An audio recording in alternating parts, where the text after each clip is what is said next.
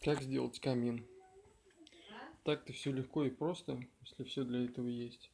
У меня был 3 тена, киловатт по 3. Греет хорошо.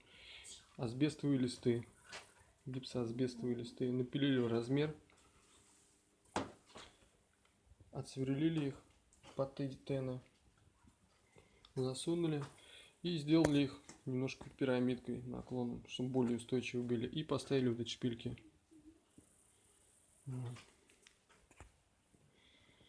Все 3 греют достаточно мощно, поэтому я сделал такое соединение. 2 тена вместе соединил.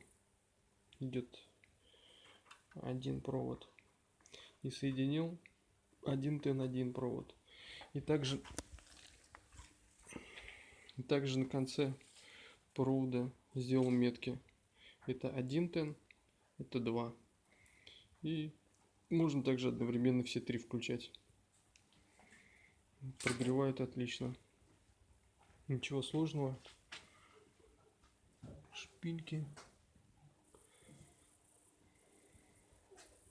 и тены. Тены старые были в гараже. Так что для обогрева в гараже вообще пойдет.